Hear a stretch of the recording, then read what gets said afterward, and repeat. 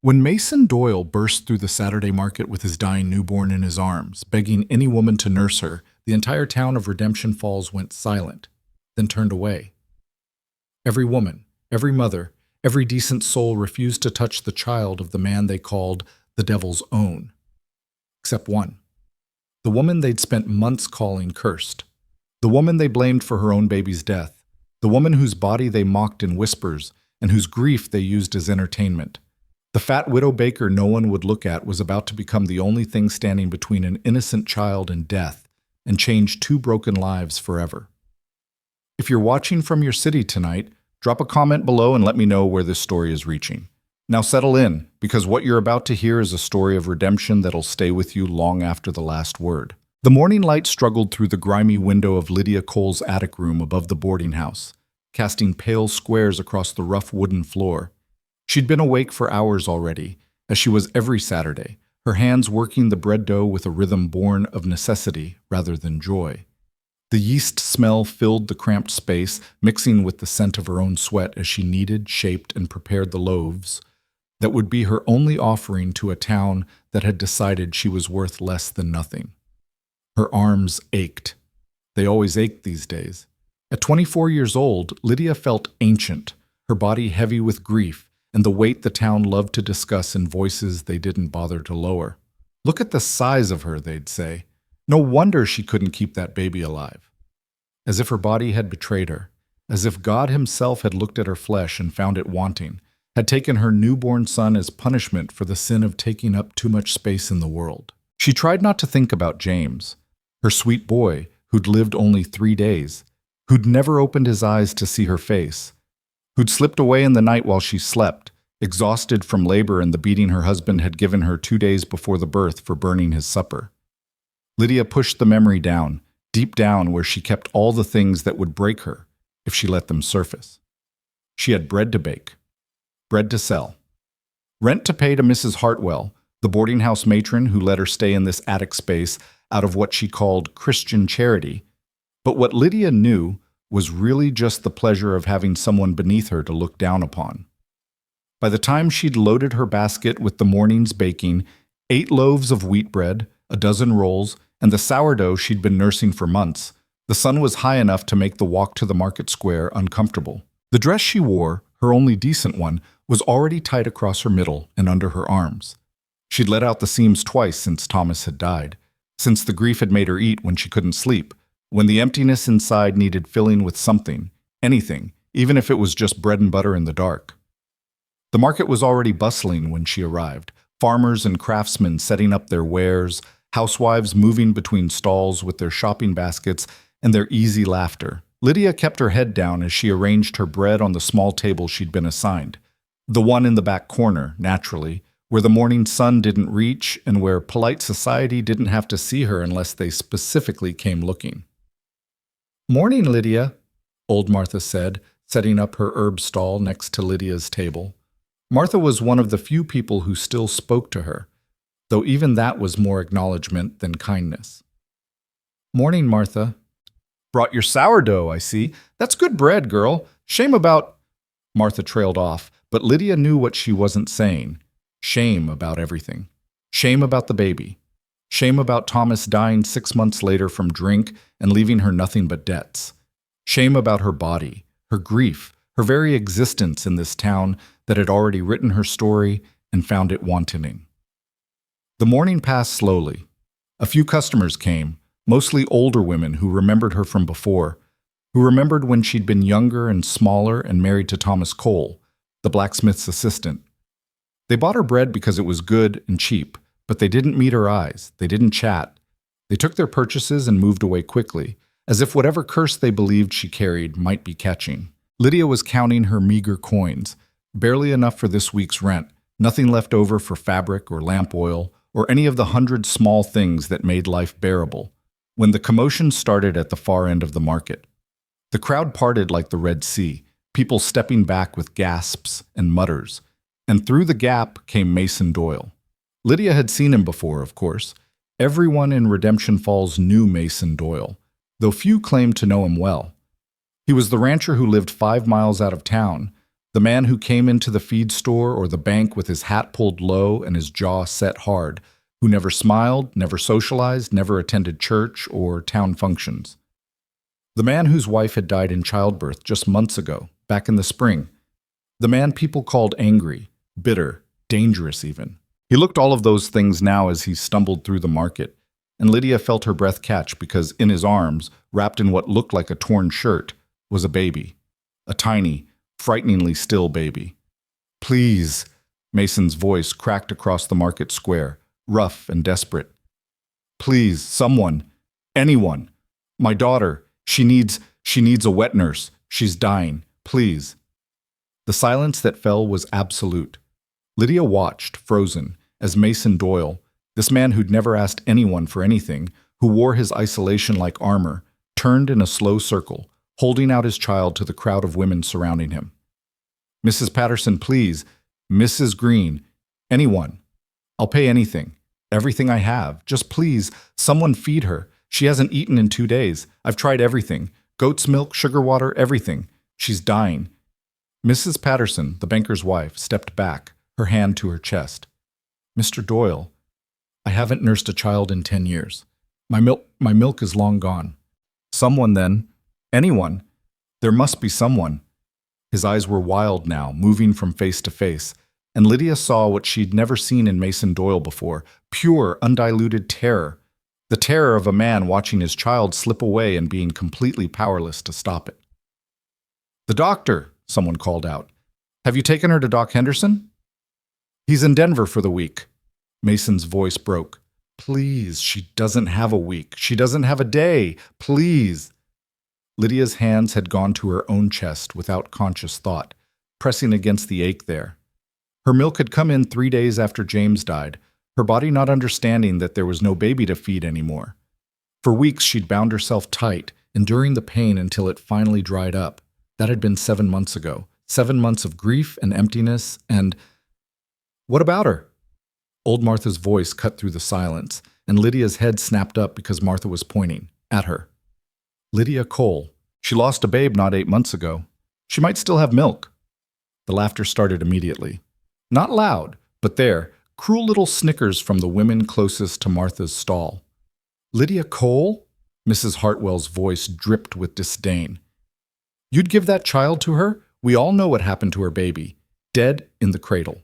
Some say she smothered it, heavy as she is." "That's not..." Lydia started, but her voice came out as barely a whisper. "Even if she didn't," Mrs. Green added, her voice carrying across the market, "everyone knows her milk was bad. Why else would that baby have died? God's judgment, that's what it was." "God's judgment on what?" Martha snapped, her old voice surprisingly fierce. "On being poor? On having a husband who beat her? On... Martha, enough!" The preacher's wife stepped forward, her face set in lines of righteous certainty. "Mr. Doyle, surely you wouldn't entrust your child to her. Look at her. Look at the state of her. That baby needs proper care from a proper woman." Mason Doyle had turned slowly during this exchange, and now his eyes found Lydia across the market square. She wanted to disappear, to sink into the ground, but she couldn't look away from the dying baby in his arms. The tiny face was gray, the lips cracked, the little chest barely moving with shallow breaths. She knew that look. She'd seen it on James. "You." Mason's voice was rough. "You lost a baby?" Lydia nodded, unable to speak past the grief closing her throat. "You might still have milk?" I don't know. It's been months. I don't..." She pressed her hands harder against her chest. "Maybe. I don't know." "Mr. Doyle, I must insist." Mrs. Hartwell started, but Mason cut her off with a look so fierce she actually stepped back. "My daughter is dying," he said, and each word was like a stone dropped into still water. "She's been dying for 2 days while I've begged every respectable woman in this county for help. Every single one of you turned me away. Said your milk was gone, said you were too old, said your husbands wouldn't allow it, said..." His voice broke. "Said my wife's death was God's judgment on me and you wouldn't risk yourselves. So forgive me if I don't care what you think of my choices now." He crossed the market in long strides, and suddenly he was standing in front of Lydia's bread table, this tall, harsh-faced man with his dying baby, and Lydia could see that he hadn't slept in days, that his clothes were stained and his hands were shaking. "Please," he said, and the word cost him everything.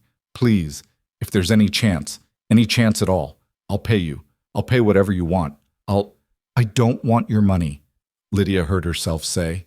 She reached out, and before she could think about what she was doing, before she could let fear or shame or the whispers of the town stop her, she touched the baby's cheek. The skin was hot and dry, the little mouth opening and closing reflexively, searching for something, anything to keep her alive. "My room," Lydia said. "It's just upstairs. I can try." "Lydia Cole, you will not," Mrs. Hartwell started, but Lydia was already moving, gathering her skirts, leaving the bread, leaving everything. "Follow me," she said to Mason, and he did. The climb up the narrow stairs to her attic room felt endless, with the weight of the town's stairs on her back and the weight of what she was about to attempt crushing her chest. Behind her, Mason's boots were heavy on the wooden steps, and she could hear his ragged breathing, could feel his desperation like a physical thing pushing at her. Her room was exactly as she'd left it, small, cramped, the bed taking up most of the space, the washstand in the corner, the single window with its yellowed curtain. It had never felt more inadequate than it did now, with this strange, desperate man and his dying baby standing in her doorway. I've never... Lydia's hands were shaking as she gestured to the bed. "You should sit." Mason sat on the edge of her bed, still holding his daughter, and Lydia saw that he was trembling all over now, shock and exhaustion and terror, finally breaking through whatever iron control had gotten him this far. "What's her name?" Lydia asked, moving to the washstand, pouring water from the pitcher into the basin. "Ruby." His voice cracked. "Her mother wanted... if it was a girl..." "Ruby." "Ruby," Lydia repeated, washing her hands with the sliver of soap she'd been making last for weeks. "That's a beautiful name." She dried her hands on the threadbare towel and turned to face him, this man and his dying baby, and felt her heart hammering against her ribs. What if Martha was wrong? What if her milk was completely gone? What if she couldn't help? What if this baby died in her arms the way James had, and Mason Doyle blamed her and the whole town said it was proof of her curse? "I need you to give her to me," Lydia said quietly. Mason looked up at her, and she saw the moment of hesitation. This was his child, his daughter, the only piece of his wife left in the world, and he was about to hand her to a woman the whole town called cursed and worthless. But then Ruby made a tiny, heartbreaking sound, barely a whimper, and Mason's face crumpled. "Please," he whispered, "please save her." Lydia took the baby carefully, shocked by how light she was, how small. Ruby couldn't have been more than a few weeks old, and she was far too still, far too quiet.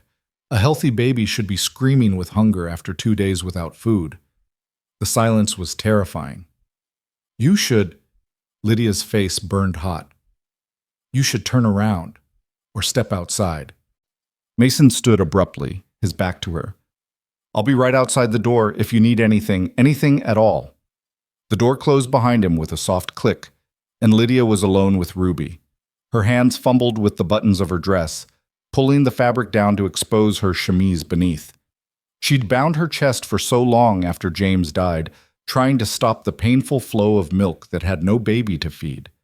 Now she untied the binding with trembling fingers, pulling it away, and sat on the edge of her bed with Ruby cradled in her arm. "Please," she whispered to God, to James, to whoever might be listening. "Please let there be something. Please." She positioned Ruby against her breast, brushing her nipple against the baby's cracked lips. At first nothing happened. Ruby's mouth didn't open, didn't search. She was too far gone, too weak, and Lydia felt despair rising in her throat because she'd tried. She'd truly tried, but it was too late. The baby was... Then Ruby's mouth opened. Just a little. Just enough.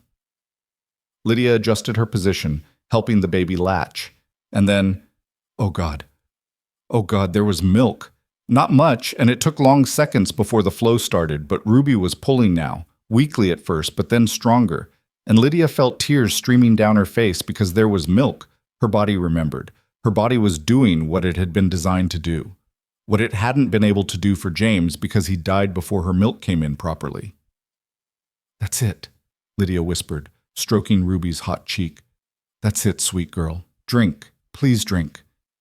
Ruby's eyes flickered open for just a moment, dark blue, unfocused, and then closed again as she nursed.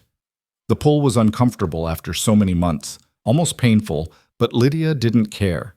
She would sit here forever if that's what it took. She would endure anything if it meant this baby survived. Time lost meaning. Lydia had no idea if 5 minutes passed or 50. All she knew was Ruby against her breast, the weak but steady pull of the baby's mouth, the gradual return of color to those gray cheeks. When Ruby finally stopped nursing, falling into what looked like actual sleep rather than unconsciousness, Lydia was almost afraid to move. There was a soft knock at the door. "Yes," Lydia called, her voice hoarse. Mason opened the door slowly, his face a mask of desperate hope. She's sleeping," Lydia said. "She took milk, not a lot, but some. And she's sleeping now, proper sleeping." Mason crossed the room in 2 strides and dropped to his knees beside the bed, his face level with his daughter's. Lydia saw his hand shake as he reached out to touch Ruby's cheek, to feel the warmth there that was no longer fever, but life. "Thank you," he said, and his voice broke completely. "Thank you. Thank you. I can't." "She'll need to eat again soon," Lydia said, trying to focus on practical matters because the emotion in the room was too much, too raw. "In an hour or 2, maybe. And she's very dehydrated. We'll need to get water into her, little bits at a time." "Whatever you need, anything, I'll—" Mason stopped, his breath hitching. "I don't even know how to thank you. Everyone else, they all just— and you didn't even know her, and you— I know what it is to lose a child," Lydia said quietly. "I wouldn't wish that on anyone. Not even on—" She stopped, but Mason's eyes were sharp despite his exhaustion. "Not even on the man the whole town calls the devil?" he finished for her. Lydia looked away. "People say things. It doesn't make them true. They say things about you too." Mason shifted, sitting back on his heels. "I heard them down there, calling you cursed, saying—" He stopped, his jaw tight. "Saying terrible things. None of it true, I'd wager." "You don't know me," Lydia said. "You don't know what's true and what isn't. I know you just saved my daughter's life, when every respectable woman in Redemption Falls wouldn't even try." Mason's eyes met hers, dark and intense. "I know that counts for a hell of a lot more than whatever gossip they're spreading." They sat in silence for a moment, this strange pair, the shamed fat widow and the angry, bitter rancher, with a sleeping baby between them who'd somehow brought them to this impossible moment. "She'll need to eat again soon," Lydia said finally. "And then again after that. She's so weak, Mr. Doyle. It's going to take time to build her strength back up. Days, maybe." Mason's face went pale.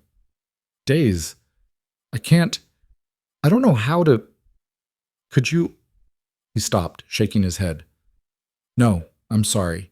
I've asked too much already. I'll figure something out. Maybe if I come back in a few hours, you could—" "She needs to eat every 2 hours at least," Lydia interrupted. "You can't keep bringing her up and down those stairs, bouncing her around in a wagon. She needs rest. She needs to be somewhere stable where she can nurse and sleep and—" The words hung in the air between them, impossible and necessary. "You're saying you'd keep her here?" Mason's voice was careful. "For days." "I'm saying she needs constant care right now." Lydia looked down at Ruby's sleeping face. "And I'm the only one who can give her what she needs." "The town will have a field day with this," Mason said. "You know that, right? The cursed widow taking care of the angry rancher's baby. They'll say—" "They already say everything there is to say about me." Lydia cut him off. "There's nothing left they can take from me, Mr. Doyle. My reputation is already destroyed. My husband is dead. My baby is dead. I have nothing and no one. So let them talk." Mason stared at her for a long moment, and Lydia wondered what he saw. Probably just a fat, sad woman in a tiny attic room, desperate enough for purpose that she'd take on anything, even this. But when he spoke, his voice was gentle. "You're wrong about one thing," he said. "You have someone now. You have Ruby.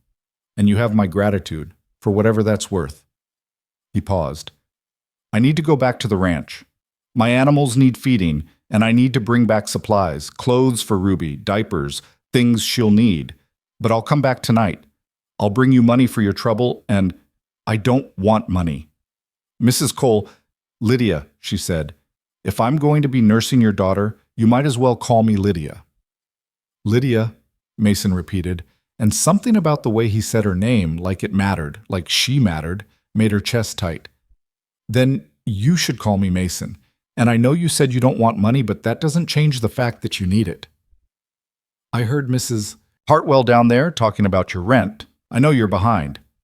"How do you—" "Because I'm behind on everything, too," Mason said simply.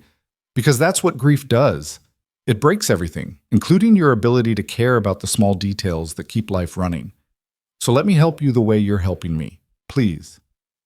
Lydia wanted to refuse, wanted to keep her pride, the last thing she had left. But Ruby shifted in her arms, making a small sound, and Lydia thought about how many hours she'd be spending in this room, unable to work, unable to bake bread to sell. Mrs. Hartwell would throw her out for missing rent. She'd lose even this tiny, cramped space that she'd started to think of as home. "All right," she said quietly, "but just for the rent. Just enough to keep Mrs. Hartwell from evicting me while I'm taking care of Ruby." "Done." Mason stood, looking down at his daughter one more time. "I'll be back before sunset. If anything changes, if she gets worse, send someone to the ranch. It's the old Doyle place, 5 miles west." "I know it," Lydia said. Everyone knew the Doyle Ranch, the place where Mason's wife had died screaming because Mason had refused to bring the midwife in time, or so the story went. Mason must have seen something in her face because his expression hardened. "Whatever you've heard about me, about what happened to my wife, ask yourself this. Do you really think if I could have saved her, I wouldn't have? Do you think any man would choose to let his wife die?" "I don't know you well enough to know what you'd choose," Lydia said honestly. "No, you don't." Mason moved to the door, then stopped. "But you're giving me a chance to save my daughter. That's more than anyone else in this town was willing to do. I won't forget that, Lydia." Then he was gone, his boots heavy on the stairs, and Lydia was alone with Ruby once more. She looked down at the baby, at the tiny face that was already less gray, the chest that was rising and falling more steadily. In 7 months, she hadn't held a baby, hadn't let herself even look at the infants in town, the pain too sharp, too fresh. Now she had one in her arms again, and the ache in her chest was unbearable and perfect at the same time. "Your daddy loves you very much," she whispered to Ruby. "He crossed every line, begged everyone, humiliated himself just to save you. That's what real love looks like, sweet girl. Remember that." Ruby slept on, and Lydia let herself rock gently, the motion as natural as breathing, her body remembering what her heart had tried to forget. Outside, she could hear the market continuing, voices rising and falling in gossip that was undoubtedly about her now. Let them talk. Let them whisper and speculate and condemn. For the first time in 7 months, Lydia Cole had a purpose beyond survival. She had a baby who needed her, whose life depended on her, who didn't care that she was fat or cursed or broken. She had Ruby. And maybe, just maybe, that was enough to start healing the wounds that had been slowly killing her. The sun was setting by the time Mason returned, painting Lydia's small window in shades of amber and gold that did nothing to warm the growing chill in the room. Ruby had woken twice more to nurse, each time a little stronger, a little more alert, and each time Lydia had felt that strange mixture of grief and joy that came from holding a baby who wasn't hers but needed her all the same. She heard his boots on the stairs before the knock came, heavy and deliberate, and when she called for him to enter, Mason filled the doorway with his broad shoulders and the bundle of supplies he carried in his arms. "How is she?" His eyes went immediately to Ruby, who was awake now, wrapped in Lydia's own shawl because the torn shirt Mason had brought her in was hardly sufficient. "Better," Lydia said. "She's nursing well now, staying awake longer between feedings. Those are good signs." Mason set down his bundle and crossed to the bed, dropping to one knee beside where Lydia sat. He reached out tentatively, and Ruby's tiny hand closed around his finger with surprising strength. The expression that crossed Mason's face, pure wonder mixed with relief so profound it was almost pain, made Lydia look away, feeling like she was intruding on something too private to witness. "I brought what I could think of," Mason said, his voice rough. "Diapers, gowns, blankets, some things that were my wife's from when she was—" He stopped, cleared his throat. "And I stopped by to see Mrs. Hartwell. Paid your rent. 3 months' worth." Lydia's head snapped up. 3 months? Mason, that's too much, I told you. You told me you didn't want money for helping Ruby, and I'm respecting that. Mason's jaw was set in a way that suggested arguing would be pointless. But you can't help Ruby if you're thrown out on the street. 3 months gives us time to figure things out. That's not payment for what you're doing. That's just common sense. Mrs. Hartwell must have been shocked. Mrs. Hartwell didn't say a word after I told her that if she had any complaints about you caring for my daughter, she could bring them directly to me. Mason's smile was grim. I may not have friends in this town, but I have money, and people like Mrs. Hartwell understand money just fine. Lydia didn't know what to say to that. Part of her wanted to be offended that he'd handled her business without asking, but the larger part, the part that had been counting pennies and wondering how she'd make next week's rent, felt only relief. "Thank you," she said finally. "Don't thank me. You're saving my daughter's life." Mason stood, but he didn't move toward the door. Instead, he looked around the small room, his expression tightening. "This room, it's not— you don't have a stove. How do you cook?" "There's a communal kitchen downstairs. Mrs. Hartwell lets the boarders use it for a fee." "A fee?" Mason's voice went flat. "She charges you rent for a room that doesn't even have heat, and then charges you again to cook your own food?" "It's normal for boarding houses," Lydia said, though even she could hear the defensiveness in her voice. "It's exploitation." Mason ran a hand through his hair, leaving it standing on end. "And you can't even use the kitchen now, can you? Not if you're up here with Ruby every 2 hours." He was right, of course. Lydia had been so focused on Ruby that she hadn't thought about food, but her stomach chose that moment to growl loudly, betraying the fact that she hadn't eaten since the bread and butter she'd had before dawn. Mason's eyes narrowed. "When was the last time you ate?" "This morning. I'm fine. You're nursing my daughter. You can't do that on an empty stomach." He was already heading for the door. "I'll bring something up." "Mason, wait." But he was gone, his boots thundering down the stairs with what sounded like purpose. Lydia looked down at Ruby, who was watching her with those unfocused infant eyes that seemed to see everything and nothing at once. "Your father is very stubborn," she told the baby. "I suspect you'll inherit that."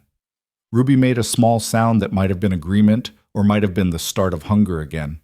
Lydia shifted her, adjusting the shawl, and felt the strange rightness of it, this weight in her arms, this tiny life depending on her. It should have hurt more, should have reminded her constantly of James, but instead it felt like something broken inside her was slowly, carefully being put back together. Mason returned 20 minutes later with a tray laden with food that made Lydia's mouth water. Fresh bread, still warm, with butter and jam, cold chicken, cheese, and a bowl of soup that smelled like heaven. "Mrs. Hartwell's kitchen," he said, setting the tray on the small table by the window. "I paid for a week's worth of meals to be sent up. She wasn't happy about it, but she took my money." "A week?" Lydia stared at him. "Mason, I can't let you—" "Can we skip the part where you argue and I insist?" Mason said, pulling the single chair over to the bed so Lydia could reach the tray without moving too much. "You need to eat. Ruby needs you strong. That's all there is to it." He was right, and Lydia was too hungry to keep protesting. She ate with one hand while holding Ruby with the other, and Mason sat on the floor with his back against the wall, watching his daughter with an expression that never quite settled into contentment, but wasn't quite as desperate as before. "Tell me about your wife," Lydia said between bites, then immediately regretted it. "I'm sorry, that was—" "No, it's all right." Mason was quiet for a moment. "Her name was Caroline. We'd known each other since we were children. Everyone always assumed we'd marry eventually, and we did. She was—" He paused, searching for words. "She was good, kind, patient with me, which Lord knows I didn't make easy. The town says—" Lydia stopped, not sure how to phrase it delicately. "The town says I killed her by not bringing the midwife in time. That I was too cheap, too proud, too something." Mason's voice was flat now, emotionless in a way that suggested the opposite. You want to know what really happened? Lydia nodded. Caroline went into labor early, a month early. I rode for the midwife immediately, but she was at another birth 20 miles away. By the time I got back, Caroline was... He swallowed hard. She was bleeding, so much blood. I tried to stop it, tried everything I knew, but it just kept coming. She died holding Ruby, telling me to take care of our baby, and I couldn't do anything but watch. I'm so sorry, Lydia whispered. The midwife came the next morning, told me even if she'd been there, Caroline probably wouldn't have made it. Something about the placenta, complications she'd seen before that no one could fix. But that's not the story the town tells. They need someone to blame, and I'm an easy target. The angry rancher who was too stubborn to save his own wife. People are cruel, Lydia said. Yes, they are. Mason looked at her directly. To both of us, it seems. They sat in silence for a while, the weight of their shared grief hanging in the air between them. Outside, the sounds of the boarding house settling for the night drifted up. Footsteps in hallways, doors closing, the murmur of voices. Normal life continuing while their small room existed in a bubble of something else entirely. I should go, Mason said finally, pushing himself up from the floor. It's full dark now, and I've got a long ride home. The ranch. Is anyone there to care for the animals? I'll manage. But the exhaustion in his voice suggested otherwise. Mason. Lydia waited until he looked at her. When was the last time you slept? I don't remember. He rubbed his face. Before Caroline died, maybe? Everything after that is just one long stretch of trying to keep Ruby alive. You need rest. I need my daughter to live. Mason moved to the bed, looking down at Ruby one more time. Thank you, Lydia, for everything. I'll come back tomorrow, check on her, bring more supplies if you need them. After he left, Lydia settled Ruby in a makeshift bed she'd fashioned from the largest basket Mason had brought, lined with soft blankets. The baby slept peacefully now, her breathing steady and deep, and Lydia allowed herself to believe that maybe, just maybe, everything would be all right. She was wrong. The knock came at dawn, hard and demanding, and Lydia woke with a start, disoriented and aching from sleeping upright in the chair beside Ruby's basket. Before she could fully gather herself, the door opened and Mrs. Hartwell swept in, followed by two women Lydia recognized, Mrs. Green and the preacher's wife, Mrs. Sullivan. So it's true, Mrs. Hartwell said, her voice dripping with disdain. You spent the night with a man's child, alone, in your room. Ruby needed care, Lydia said, pulling her shawl around herself, suddenly aware of how she must look. Disheveled, exhausted, her dress wrinkled and her hair falling from its pins. She was dying. I was helping her.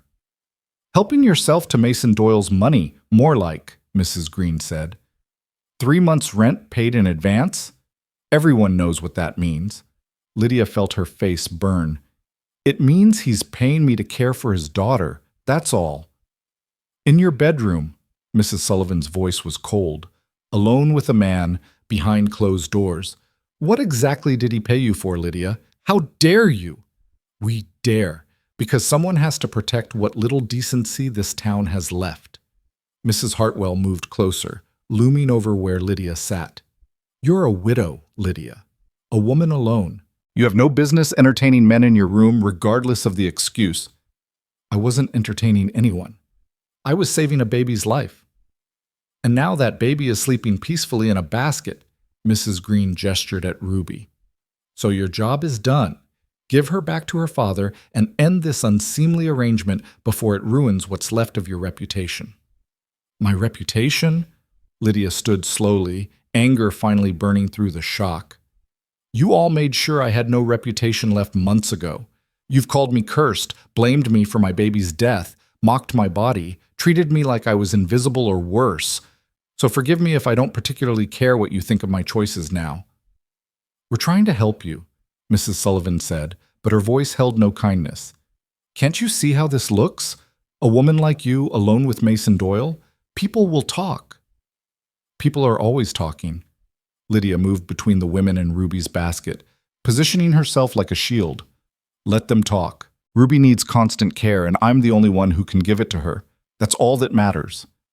"What matters is propriety," Mrs. Hartwell said, "and I won't have my boarding house turned into a place of ill repute. You'll return that child to Mason Doyle today, or you'll find yourself looking for new lodgings, paid rent or not." Ruby chose that moment to wake, her small cry filling the room, and Lydia turned immediately to lift her from the basket. The baby was rooting against her shoulder, hungry again, and Lydia felt her body responding, the familiar tingle of milk letting down.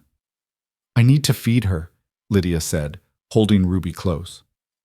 "Then take her downstairs to the kitchen and prepare a bottle," Mrs. Hartwell snapped. "She won't take a bottle. She needs—" Lydia stopped, realizing what she'd been about to admit, but Mrs. Green had already figured it out. "Oh my God, you're nursing her. You're actually putting that child to your breast." "She was starving," Lydia said desperately. "What was I supposed to do? Let her die." "Better that than this." Mrs. Sullivan's face had gone white. "Do you have any idea how inappropriate this is? How wrong? You're not her mother. You're just some woman Mason Doyle hired to save his daughter's life." Lydia cut her off, her voice shaking now. "That's all I did. That's all I'm doing. And if you have a problem with that, then take it up with Mason when he comes back today." "We'll do more than that." Mrs. Hartwell turned to the other women. "Come, we'll speak to the sheriff about this. There are laws about this sort of thing, arrangements between unmarried men and women, living in sin." "I'm not living with him," Lydia protested, but they were already leaving, their skirts swishing with righteous indignation. The door slammed behind them, and Lydia sank back into the chair, Ruby crying in her arms. Her hands were shaking so badly she could barely unfasten her dress, but she managed it, and Ruby latched on immediately, the fierce pull of the baby's hunger somehow grounding in the chaos of her thoughts. The sheriff. They were going to bring the sheriff into this, and Mrs. Hartwell had threatened to evict her, rent or no rent. Everything was falling apart, just when she'd started to hope that maybe something good could come from this situation. Ruby nursed steadily, her small hand pressed against Lydia's chest, and Lydia felt tears sliding down her face. What had she done? She'd only tried to help, only tried to save an innocent baby, and now even that was being twisted into something ugly. "I'm sorry, sweet girl," she whispered to Ruby. "I'm so sorry. I don't know what's going to happen now." Mason arrived at mid-morning, and Lydia could see immediately that something had happened. His face was set in hard lines, his jaw tight, and when he closed the door behind him, he leaned against it like he needed the support. "They came to the ranch," he said without preamble. "Mrs. Hartwell, Mrs. Sullivan, and Mrs. Green, with Sheriff Thompson." Lydia's stomach dropped. "Oh God, Mason, I'm so sorry. I didn't know They told me I had to take Ruby home immediately or face charges for immoral cohabitation." Mason's laugh was bitter. "Apparently, paying you to care for my daughter in your own room is tantamount to keeping a mistress." "What did you say?" "I told them to go to hell." Mason pushed off from the door, crossing to where Lydia sat with Ruby. "But then the sheriff took me aside. He's a decent man, Thompson. Told me quietly that Mrs. Hartwell could make real trouble if she wanted to. That technically, you and I aren't related, Ruby's not your child, and the arrangement could be seen as inappropriate." "So what do we do?" Lydia's voice came out small. Mason was quiet for a long moment, looking down at his daughter, who'd fallen asleep against Lydia's shoulder, milk-drunk and peaceful. When he finally spoke, his voice was carefully neutral. "Come to the ranch." Lydia blinked. "What?" "Come to the ranch," Mason repeated, looking at her now. "Ruby still needs you. She's not strong enough to be weaned, and I don't trust anyone else to care for her properly. Come to the ranch for a few weeks until she's stable. I'll pay you proper wages, and there'll be no question of impropriety because you'll have your own room, and I'll make it clear to everyone that you're hired help, a wet nurse, that's all." "Mason, I don't think—" "Please!" The words stopped her cold because it held the same desperation as when he'd begged her in the market. "I can't lose her, Lydia. I can't. And right now you're the only reason she's alive. So please, just come to the ranch. Help me keep her alive until she's strong enough to survive without you." Lydia looked down at Ruby, at the tiny face that had become so familiar in just one day and night. The thought of giving her up, of watching Mason take her away to a ranch where she couldn't be sure the baby would be properly fed and cared for, made her chest ache. But the thought of going to Mason's ranch, of leaving this small room that had been her refuge, terrified her. What about Mrs. Hartwell? She said she'd evict me. Then we'll move your things to the ranch today. If she wants to evict an empty room, let her. Mason's voice was firm now. Look, I know this is asking a lot. I know you don't know me, and the ranch is isolated, and you'd be giving up whatever life you have here. But Lydia, I'm begging you, just a few weeks. That's all I'm asking. And then what? When Ruby doesn't need me anymore? Mason's face softened slightly. Then I'll bring you back to town with enough money to start fresh somewhere else if you want. Or you can stay at the ranch as long as you need. I'll build you a cabin of your own if that's what it takes. But right now, in this moment, I just need to know my daughter is going to be okay. Lydia closed her eyes, feeling the weight of Ruby in her arms, the pull of the baby's breathing, the warmth of tiny life depending on her. She thought about this room, about the pitying looks and cruel whispers, about Mrs. Hartwell's threats and the town's judgment. What did she have here, really, except memories that hurt and a future that looked like more of the same endless gray survival? All right, she said finally, opening her eyes to meet Mason's gaze. I'll come. For Ruby. Until she's strong enough. The relief that crossed Mason's face was almost painful to see. Thank you, God, Lydia, thank you. I'll get the wagon ready. Can you be packed in an hour? Lydia looked around her small room. Everything she owned could fit in 2 bags. Yes, she said. I can be ready. Mason left to prepare the wagon, and Lydia moved through the room in a daze, packing her few dresses, her spare shoes, her mother's Bible, and the small bundle of letters from Thomas that she couldn't quite bring herself to throw away. Ruby slept through it all in her basket, oblivious to the fact that her life was about to change again. Mrs. Hartwell met them at the bottom of the stairs, her face pinched with disapproval. Running off with him, then? I suppose I shouldn't be surprised. I'm caring for his daughter, Lydia said quietly. That's all. That's what they all say. Mrs. Hartwell crossed her arms. Mark my words, Lydia Cole, this will end badly. Men like Mason Doyle don't care about women like you except for what they can use you for. When he's done with you, you'll have nowhere to go and no one to blame but yourself. I'll take my chances, Lydia said, and followed Mason out to where his wagon waited in the morning sun. The ride to the ranch took nearly an hour, following a rutted road that wound through pine forest and open meadows. Mason drove in silence, and Lydia held Ruby, watching the town of Redemption Falls disappear behind them. She should have been terrified. She was going to live with a strange man in an isolated place where no one could hear her if she called for help. But somehow, as the wagon rocked and Ruby slept peacefully in her arms, all Lydia felt was a strange sense of relief. Whatever happened at the ranch, it couldn't be worse than what she was leaving behind. The Doyle Ranch appeared suddenly as they crested a hill, and Lydia's first thought was that it looked exactly like Mason himself, strong-boned and solid, but tired, neglected, desperately in need of care. The house was a 2-story structure with a wide porch that had seen better days, the paint peeling and the steps sagging slightly. Beyond it, she could see a barn with a roof that needed patching, a chicken coop that was listing to one side, and fence rails that had fallen in several places. It's not much to look at right now, Mason said, and she could hear the shame in his voice. Things got away from me after Caroline died. I was trying to keep Ruby alive, and everything else just fell apart. It's a good house, Lydia said, because it was. Beneath the neglect, she could see the care that had gone into building it, the promise of what it could be again with some attention. It just needs some work. Mason pulled the wagon up to the porch and jumped down, coming around to help Lydia descend. She was painfully aware of her size as his hands went to her waist, but if he struggled with her weight, he didn't show it, setting her down gently and then reaching for Ruby's basket. I'll show you your room, he said. It was the guest room. Caroline always kept it ready for visitors, though we never had many. The inside of the house was cleaner than Lydia expected, but still showed signs of a man living alone in grief. Dishes piled in the sink, dust on the furniture, curtains drawn against the light.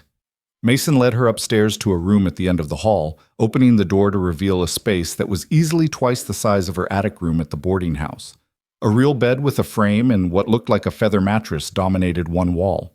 A wardrobe stood in the corner, and a washstand with a mirror held a pitcher and basin that actually matched. The window looked out over the yard and beyond to the mountains in the distance, and weak autumn sunlight streamed through glass that was, miraculously, clean. "It's beautiful," Lydia breathed. "It's yours for as long as you need it." Mason set Ruby's basket on the bed. "The door has a lock, though I hope you won't feel like you need to use it. I wouldn't." He stopped, running a hand through his hair in frustration. "I'm not good with words, but I want you to feel safe here, Lydia. That's important to me." "Thank you," Lydia said, meaning it. Mason showed her the rest of the house, his own room across the hall, the kitchen downstairs with its wood stove and well-stocked pantry, the small parlor with furniture covered in sheets. He moved through it all quickly, clearly uncomfortable playing host, and Lydia felt a pang of sympathy for this man who'd been living alone with his grief for so long that he'd forgotten how to share his space. "I need to see to the animals," Mason said when the tour was complete. "They've been neglected too long already. Will you be all right here on your own for a while?" "Of course." Lydia settled into a chair by the kitchen stove, Ruby stirring in her basket. "We'll be fine." Mason nodded and headed for the door, then stopped. "Lydia, I meant what I said. You're safe here. I know the town probably told you terrible things about me, but I swear to you I would never." "I know," Lydia interrupted gently. "If you were the monster they say you are, you wouldn't have begged a whole town to help your daughter. You wouldn't have humbled yourself the way you did. I may not know you well, Mason Doyle, but I know that much." Something eased in his face, and he nodded once more before leaving. Through the kitchen window, Lydia watched him walk to the barn, his shoulders squared against burdens she was only beginning to understand. Ruby woke hungry, and Lydia nursed her in the quiet kitchen, listening to the sounds of Mason working outside, the clang of metal, the low murmur of his voice talking to the animals, the rhythmic thud of an axe splitting wood. Normal sounds, the sounds of a ranch functioning, of life continuing even after loss. When Ruby finished nursing and fell back asleep, Lydia found herself unable to sit still. The kitchen was a disaster. Dishes crusted with old food, a floor that clearly hadn't been swept in weeks, a stove that needed blacking. Without really thinking about what she was doing, Lydia tied on an apron she found hanging by the door and started to work. She washed dishes first, heating water on the stove and scrubbing until her hands were red, but the plates and cups gleamed. She swept the floor, finding satisfaction in the pile of dirt and debris that accumulated. She wiped down counters and organized the pantry, noting what supplies were low and what had gone bad from neglect. The sun was setting when Mason came back in, and he stopped dead in the doorway, staring at the transformed kitchen. "You didn't have to do this," he said finally. "I know." Lydia hung up the dish towel, suddenly self-conscious. "But I couldn't just sit there, and Ruby was sleeping, and it needed doing." "Well, everything needs doing," Mason said quietly. "I've let it all go to hell." "Then we'll bring it back," Lydia heard herself say. "Together. One thing at a time." Mason looked at her for a long moment, and Lydia saw something shift in his expression. Surprise, maybe, or gratitude, or something else she couldn't quite name. "One thing at a time," he repeated. "I can do that." That night, Lydia lay in the guest room bed with Ruby sleeping beside her in the basket, and listened to the sounds of the ranch settling around her. Somewhere in the house, Mason was also settling in for the night, probably in a bed he'd once shared with his wife, probably staring at the ceiling and wondering how his life had come to this. Lydia knew that feeling. She'd spent months doing the same thing. But as Ruby made small sleeping sounds and the wind whistled softly through the pines outside her window, Lydia felt something she hadn't felt in longer than she could remember. Not quite hope. That was too strong a word, too dangerous to embrace. But maybe the distant promise of it. The sense that maybe, just maybe, the worst was behind them both. And maybe, together, they could find their way back to something resembling a life worth living. The first week at the ranch passed in a rhythm that surprised Lydia with its naturalness. She woke with Ruby before dawn, nursed her in the gray light while listening to Mason moving around downstairs, already starting his work. By the time Lydia came down with the baby, coffee would be brewing and Mason would be heading out to tend the animals, leaving her to the house and the growing list of things she couldn't help but notice needed attention.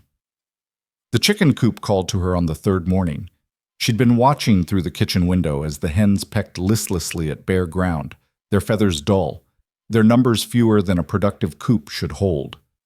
Ruby was sleeping peacefully in a basket Lydia had placed near the window where she could keep watch, and her hands itched for work that felt useful, purposeful. She found Mason in the barn, pitching hay with mechanical movements that suggested his mind was somewhere else entirely. "The chicken coop," Lydia said from the doorway, and Mason looked up surprised. "It's falling apart. The roosts are broken, there's a gap in the wire where predators could get in, and I don't think those birds have seen fresh bedding in months." Mason leaned on the pitchfork, his face creasing with something that might have been embarrassment. "I know. I keep meaning to fix it, but there's always something more urgent, and I just—" He trailed off, shaking his head. "I used to keep that coop like a showpiece. Caroline loved her chickens. After she died, I couldn't bring myself to care about them the way she did." "What if I took it on?" Lydia asked. "The coop, I mean. Ruby sleeps most of the day still, and I need something to do besides clean a house that's already getting cleaner. I grew up on a farm. I know chickens." "You don't have to—" "I want to," Lydia interrupted. "Please, Mason, let me help with more than just Ruby. Let me be useful here." Mason studied her for a long moment, and Lydia felt heat rising to her cheeks under his gaze. She knew what he was seeing, a fat woman in a worn dress, asking to do manual labor, probably looking ridiculous. But when he spoke, his voice held only respect. "All right, the lumber and wire are in the back of the barn.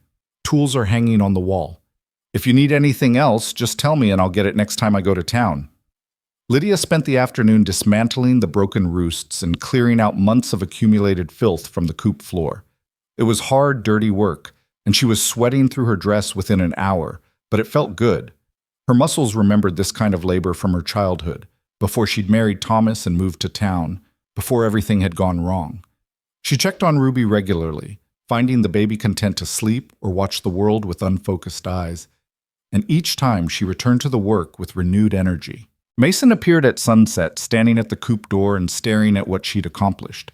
The floor was clean, new bedding lay thick and fresh, and the roosts she'd rebuilt were level and sturdy. "How did you—" He shook his head. "That's a full day's work. More, even." "I'm stronger than I look," Lydia said, then immediately regretted it, because of course she looked strong. She was large, heavy, the kind of woman people assumed could do hard labor because what else was a body like hers good for? But Mason's expression held no mockery. "I can see that. This is good work, Lydia. Really good. Those hens will be laying better in no time." "They need better feed," Lydia said, emboldened by his praise. "What you've got is mostly scratch, but they need mash too, with some oyster shell for calcium. And you could use more birds. 6 more hens would make this coop profitable again. You've thought about this?" "I've had time to think." Lydia wiped her hands on her apron, suddenly shy. "And I remember my father saying that chickens were the backbone of a good farm. They're small enough to manage, but valuable enough to make a difference." Your father was right. Mason reached out and tested one of the roosts, nodding when it held firm under his weight. "I'll pick up the feed you need next supply run, and the hens too if you're sure you want to take this on." "I'm sure."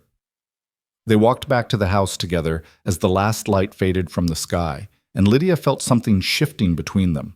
Not friendship exactly, they were still too much like strangers for that, but a kind of partnership born of shared purpose.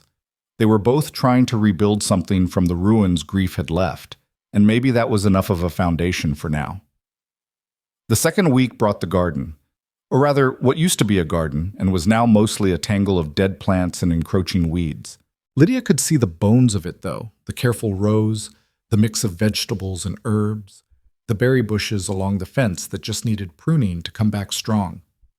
"Caroline's garden," Mason said when he found her standing at its edge, Ruby bundled against her chest in a sling Lydia had fashioned from an old shawl. She spent hours out here, said it was her thinking place. "It could be again," Lydia said. "Most of these plants are just dormant for winter, not dead. With some work in the spring, this could feed us for a whole year. And the herb section, those are perennials. They'll come back on their own once we clear the weeds." "You want to take on the garden too?" Mason's voice held something between amusement and wonder. "I want to make myself useful." Lydia turned to face him, Ruby's weight warm against her body. You're paying me to nurse Ruby, but that only takes a few hours a day. The rest of the time, I need to do something, Mason. I need to feel like I'm contributing more than just saving my daughter's life and bringing order back to a house that was falling apart. Mason stepped closer, his expression serious. Lydia, you don't have to earn your place here. You've already earned it 100 times over. But I want to, Lydia insisted. I want to work. I want to build something. Can you understand that? Mason was quiet for a moment, his eyes moving from her face to the baby sleeping against her chest, then back again. Yes, he said finally. I understand that better than you might think. So Lydia took on the garden, spending her afternoons after Ruby's midday feeding clearing the dead growth and planning for spring. She found satisfaction in the work, in the way her body moved through the familiar motions of digging and pulling and sorting. Her dresses were perpetually dirty now, her hands rough and stained, but she didn't care. For the first time in months, she fell into bed at night too tired to lie awake grieving. The hired hands arrived on a Saturday morning 2 weeks after Lydia had come to the ranch. 2 rough-looking men on horseback who Mason had sent word to through a neighbor. Lydia was hanging laundry when they rode up, and she felt their eyes on her immediately, assessing and dismissive in equal measure. Mason, the taller one called, dismounting. Got your message about needing help with the fall work. Mason came out of the barn, wiping his hands on his pants. Cal, Jed, thanks for coming. We've got fence line that needs mending before winter, and the barn roof is in sorry shape. We can handle that. Cal's eyes drifted back to Lydia, who was trying to make herself invisible behind the laundry. Who's the woman? That's Mrs. Cole, Mason said, and Lydia noticed he didn't elaborate. She's helping with the household and with my daughter. Mrs. Cole. Jed grinned, showing teeth that had seen better days. Well now, didn't know you'd taken up keeping company, Mason. Moving on from Caroline pretty quick, aren't you? Mrs. Cole is my daughter's wet nurse, Mason said, his voice going flat in a way that made Lydia's stomach tighten. She's hired help, and you'll treat her with respect or you can turn those horses around right now. Easy, boss. Cal held up his hands, but his eyes never left Lydia. No disrespect meant, just making conversation. They worked through the morning, Mason and the 2 hands starting on the nearest section of fence line while Lydia stayed near the house with Ruby. But she could hear them talking, could hear the way the conversation drifted her direction even when she wasn't in sight. That's a lot of woman, Jed said, his voice carrying across the yard. Probably crushes the poor man in bed, Cal replied, and they both laughed. Lydia's face burned, but she forced herself to keep hanging laundry, to act like she hadn't heard. She'd heard worse in town. She'd heard it all her life. Fat, heavy, too much, never enough. She should be used to it by now. Enough! Mason's voice cracked like a whip. I told you to show respect. Come on, Mason, you're done. Mason appeared around the side of the house, his face dark with anger. Both of you, get your things and get off my property. Cal straightened, his expression shifting to something uglier. You're firing us. For what? Making a joke? For disrespecting a woman under my protection. Mason's hand had moved to the gun at his hip, not threatening exactly, but making its presence known. I don't keep men on who can't follow simple instructions. So you can leave now, or I can make you leave. Your choice. Fine, Jed spat in the dirt. We don't need work from a man who's so hard up he's betting the town charity case anyway. Mason moved so fast Lydia barely saw it. One moment he was standing still, the next he had Jed by the front of his shirt, their faces inches apart. Say one more word about her, Mason said, his voice deadly quiet. Just one, and I'll break your jaw so bad you'll be eating through a straw for the next 6 months. Jed paled, and Cal took a step back, his hands raised. We're going! Jesus, Mason, we're going! They mounted their horses and rode off at a gallop, leaving dust and tension hanging in the air. Mason stood watching them go, his hands clenched into fists, his breathing harsh. Lydia set down the laundry basket and approached him carefully. Mason, you didn't have to do that. Yes, I did. He turned to face her, and she was shocked to see tears standing in his eyes. You're here because of me, because I asked you to come, promised you'd be safe. And then I bring in men who talk about you like I've been talked about my whole life, Lydia finished quietly. Mason, I'm used to it. Well, you shouldn't have to be. Mason scrubbed a hand over his face. Not here. Not in this place. If you're going to be at this ranch, then by God, you're going to be treated with the respect you deserve. Something in Lydia's chest loosened. A knot she hadn't even known was there unraveling. Thank you, she whispered. Don't thank me for basic human decency. Mason's voice was rough. That's just what should be. They stood there in the yard for a long moment, the autumn sun warm on their faces, and Lydia felt the space between them shift again. Not strangers anymore. Not quite friends. Something else, something she didn't have a name for yet, but that felt important nonetheless. I should finish the laundry, Lydia said finally. I should get back to that fence. Mason hesitated. But, Lydia, I meant what I said. You're under my protection here. Anyone who doesn't understand that won't be welcome on this ranch. He walked away before she could respond, but Lydia stood holding the weight of his words like a gift she didn't quite know how to accept. Under his protection, as if she were worth protecting, as if she mattered beyond what she could provide. The evenings became their time, when the day's work was done and Ruby was fed and drowsy, when they'd sit on the porch and watch the sun set over the mountains. At first they barely spoke, each lost in their own thoughts. But gradually, words began to flow between them, hesitant at first, then stronger.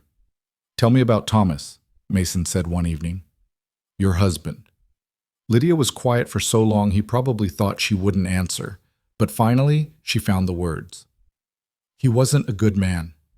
I knew that before I married him, but I was young and he was persistent, and my father owed his family money, so I married him thinking maybe I could make it work. She paused. I couldn't. He drank, and when he drank, he got mean. Fists and words both, though I don't know which hurt worse. I'm sorry. He died before he could see me get fat, Lydia continued, the words spilling out now that they'd started. That was the one mercy. He used to tell me I was too skinny, that a real woman should have curves. Then after he died and I started gaining weight from the grief and the fear and just everything, the town decided that was another failing. Too thin, too fat. Never just right. The town is full of hypocrites, Mason said. The town is full of scared people who feel better about themselves by finding others to look down on. Lydia turned to look at him in the fading light. You know that as well as I do. Mason nodded slowly. Caroline wasn't like that. She never cared what people thought. She married me knowing exactly who I was. The angry young man who'd rather work alone than deal with people, who said what he thought and didn't apologize for it. Everyone told her she could do better. She married me anyway. She sounds wonderful. She was, Mason's voice caught. And I killed her. No, you didn't. Lydia's response was immediate and fierce. You told me what happened. You rode for help. You tried everything. Some things just happen, Mason.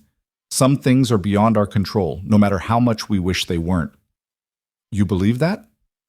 I have to, Lydia said, because if I don't, then I have to believe that James died because I was a bad mother, that somehow my body failing him was my fault. And if I believe that, then I can't keep living. They sat in silence after that, the weight of their shared losses hanging heavy but somehow bearable between them. Ruby made a small sound from her basket at Lydia's feet, and Lydia reached down to rock her gently, the motion as natural as breathing now. She's getting stronger, Mason observed. I can see it every day. She is, Lydia agreed. In another week or two, she'll be ready to start taking some formula between nursings. We can start weaning her slowly, help her build up to solid feedings. And then you'll leave. Mason's voice was carefully neutral. Lydia's hands stilled on the basket. She hadn't let herself think about that, about the moment when Ruby wouldn't need her anymore and she'd have to decide what came next. Back to town? To Mrs. Hartwell's boarding house and the whispers and the gray emptiness of survival? The thought made her chest tight. I suppose so, she said, because what else could she say? She was hired help, nothing more. The fact that she'd started to feel something like peace here, something like purpose, didn't change that fundamental truth. Or you could stay, Mason said, still not looking at her. The ranch is big enough. That guest room is yours as long as you want it, and God knows there's more work than I can handle alone. The chickens need tending, the garden needs someone who knows what they're doing. The house runs better with you in it than it has since Caroline died. He paused. I'm not saying, I'm not asking for anything other than what we have now. But if you wanted to stay as hired help, as someone who works here, there'd be a place for you. Lydia's heart was hammering against her ribs. Mason, just think about it, he said quickly. You don't have to answer now. Just think about it. He stood abruptly and went into the house, leaving Lydia alone on the porch with Ruby and the darkening sky, and a decision that felt too big to contemplate. Stay at the ranch. Keep working with her hands. Keep caring for Ruby. Keep sitting on this porch with Mason in the evenings talking about loss and life and everything in between. It sounded like a dream. It sounded impossible. It sounded like everything she'd stopped letting herself hope for months ago. That night, Lydia lay in bed listening to the ranch settle around her and tried to imagine leaving. Tried to picture herself back in that attic room, baking bread for people who wouldn't meet her eyes, living day to day with nothing to look forward to but more of the same. The image wouldn't solidify. Somewhere in the past weeks, this place had started to feel like home in a way nothing had since her childhood farm. And Mason had started to feel like... She didn't finish that thought. Couldn't finish it. Because whatever Mason was starting to feel like, it was dangerous territory, and she'd already had her heart broken enough for one lifetime. The third week brought an unexpected visitor. Lydia was in the garden, Ruby bundled on her back in the sling when she heard horses approaching. She straightened, her back aching from bending, and saw a wagon coming up the drive with old Martha at the reins. Martha? Lydia moved toward the house, confused and wary. What are you doing here? Martha pulled the wagon to a stop and climbed down with the stiffness of age. Came to see how you were doing, girl, and to bring you some things. She gestured to the wagon bed, which was filled with baskets. Fresh eggs from town, some bread from the bakery, preserves and such. Figured you could use supplies out here. That's very kind. Lydia approached the wagon, still uncertain. But why? Because someone needed to do it. Martha fixed her with a sharp look. And because I've been watching you for months, Lydia Cole, watching you bear up under more than any person should have to bear. And I decided it was time someone stood with you instead of against you. Lydia felt tears prick her eyes. Thank you. Don't thank me yet. Martha started unloading baskets. I've got news from town, and not all of it's good. Mrs. Hartwell is telling everyone who'll listen that you ran off to live in sin with Mason Doyle. The preacher's wife is calling it a scandal. Half the town thinks you're a fallen woman now. And the other half? The other half doesn't care one way or another, but they're not speaking up to contradict the first half. Martha set a basket of preserves on the porch. That's how it always is. The cruel ones are loud, and the kind ones are quiet, and the cruel ones win by default. Let them think what they want, Lydia said, surprised by the steadiness in her own voice. I know the truth. Mason knows the truth. That's enough. Martha smiled. Good girl. That's the spirit. She pulled out one more basket, this one covered with a cloth. Now, this one's special. It's from me directly. Herbs and tinctures, things that'll help with Ruby's health and your own. That baby's lucky to have you, Lydia. Don't let anyone tell you different. Mason appeared from the barn, stopping short when he saw the wagon. Martha. Mason Doyle. Martha turned to face him, hands on her hips. You taking care of this girl properly? I'm trying, Mason said, and Lydia heard the respect in his voice. Martha was one of the few people in Redemption Falls who commanded it from everyone, regardless of social standing. See that you do. Martha's voice was stern. She's a good woman, and she's doing good work here. If I hear otherwise, you'll answer to me. Yes, ma'am? Martha climbed back into her wagon with Mason's help, then looked down at them both standing there, Mason with his work-roughened hands, Lydia with Ruby strapped to her back and dirt under her fingernails. You two look like you're building something here. Something real. Don't let the town tear it down before you figure out what it is. She drove away before either of them could respond, leaving Lydia and Mason staring at each other across the porch steps. She's something else, Mason said finally. She's the closest thing to a friend I've had in a long time, Lydia replied. They carried the baskets inside together, and as they unpacked Martha's gifts, Lydia felt something settling in her chest. A decision, maybe. Or the beginning of one. Because Martha was right. They were building something here. Something fragile and new and precious. And maybe it was worth fighting for. Maybe it was worth staying for. That evening, after Ruby was asleep and Mason was sitting on the porch with his coffee, Lydia took a breath and said the words she'd been rehearsing all afternoon. I want to stay, after Ruby's weaned. If the offer's still good, I want to stay and keep working here. Mason went very still, his cup halfway to his mouth. Then he set it down carefully and turned to look at her. You're sure? I'm sure. Lydia twisted her hands in her apron. I like the work. I like feeling useful. She stopped, not ready to say what else she liked. Not yet, maybe not ever. Then stay, Mason said simply. Stay as long as you want. This can be your home, Lydia. For real. Not just temporary. Thank you. Don't thank me. You've given me back my daughter and my ranch and... He paused, then continued carefully. And a reason to get up in the morning beyond just surviving. So maybe we're even. They sat together as the stars came out, neither speaking but both feeling the weight of the commitment they'd just made. To the ranch, to Ruby, and maybe, though neither was quite ready to acknowledge it yet, to each other. The peace lasted exactly 2 more days before everything fell apart. Lydia was in the chicken coop collecting eggs when she heard the horses. Multiple horses, moving fast, and her stomach dropped because nothing good ever came from multiple visitors arriving at speed. She set down the basket and moved to the coop door, shading her eyes against the morning sun, and felt her breath catch when she recognized the lead rider.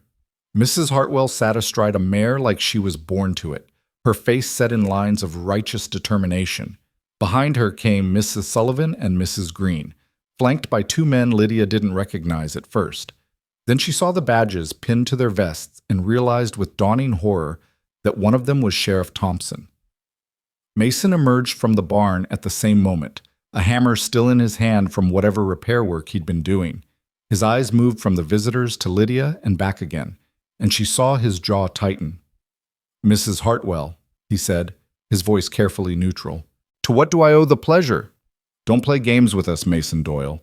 Mrs. Hartwell dismounted with more grace than her age should have allowed. We're here about the situation with Mrs. Cole. There is no situation, Mason said. Mrs. Cole is my daughter's wet nurse. She's hired help. That's all. That's all? Mrs. Sullivan stepped forward, her voice sharp with accusation. An unmarried man and an unmarried woman living alone together, 5 miles from town where no one can see what goes on. That's not all, Mr. Doyle. That's a scandal. A scandal you've created out of thin air, Lydia said, finding her voice despite the fear coursing through her. She moved toward the group, willing her legs not to shake. I care for Ruby. I tend the house and the garden. That's the extent of my involvement here. So you say. Mrs. Green's smile was cruel. But we have witnesses who say otherwise. Your own neighbors, Mr. Doyle, who've seen you and Mrs. Cole on your porch in the evenings, sitting close, talking like more than employer and employee. We talk, Mason said flatly. About the ranch, about Ruby, about normal things that normal people discuss. Since when is conversation a crime? It's not the conversation that concerns us, Mrs. Hartwell said. It's the appearance of impropriety. You're a widower, Mr. Doyle, with a daughter who needs a proper upbringing in a proper household. Mrs. Cole is a widow of questionable character, living under your roof without the benefit of marriage. What kind of example does that set for your child? Ruby is 3 weeks old, Lydia said incredulously. She's not being corrupted by anything. Not yet, Mrs. Sullivan cut in. But what about when she's older? What will you tell her about the woman who lives with her father but isn't her mother? What will the town tell her when she comes to school and the other children have heard their parents talking? The town can go to hell, Mason growled, and Lydia saw Sheriff Thompson wince. Mason, the sheriff said quietly, speaking for the first time. Can we talk? Just you and me? Mason looked at Lydia, something fierce and protective flashing in his eyes, then nodded curtly. The two men walked a short distance away, their voices low but urgent. Lydia stood facing the three women, her hands clenched in her apron, and wondered how everything had fallen apart so quickly.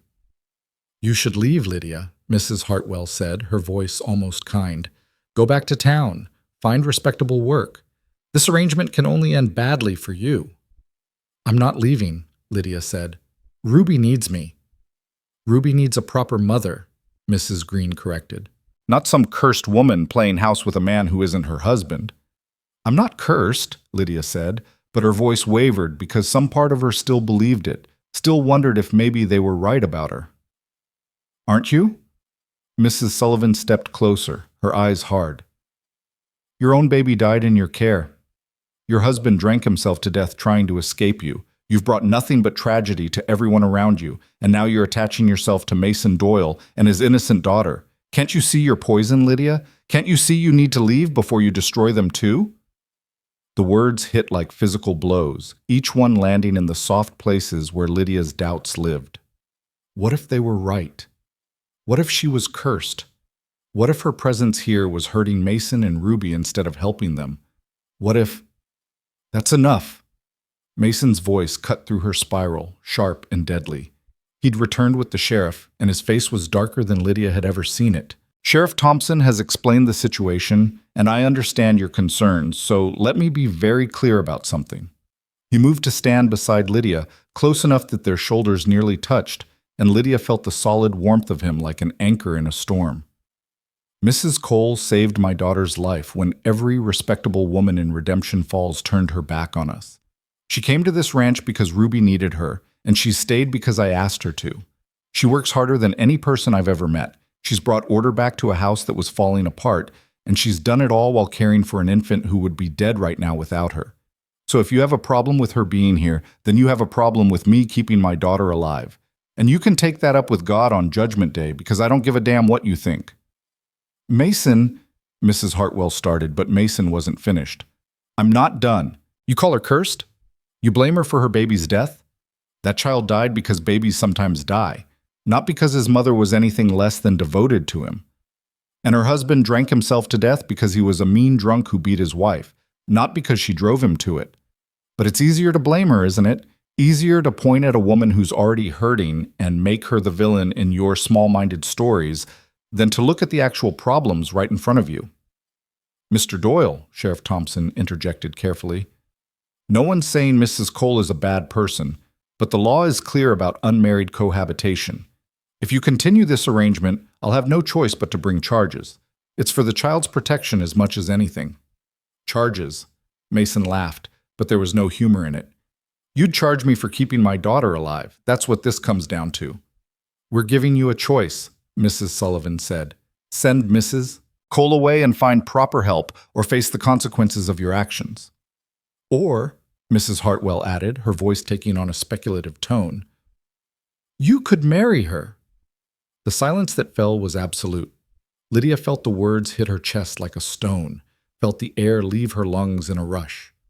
Marry her, as if it were that simple, as if marriage could be reduced to a legal solution to a manufactured problem. "That's insane," Lydia heard herself say. "You can't just...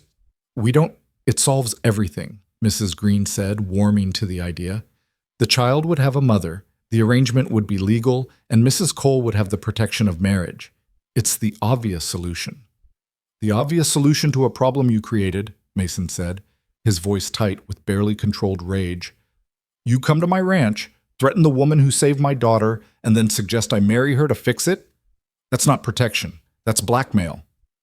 "It's practical," Mrs. Hartwell countered. "And it's better than the alternative, which is Mrs. Cole leaving and your daughter losing the only mother she's known." "Ruby is 3 weeks old," Lydia repeated desperately. "She won't remember me. I can leave, Mason. I can go back to town. We don't have to do this."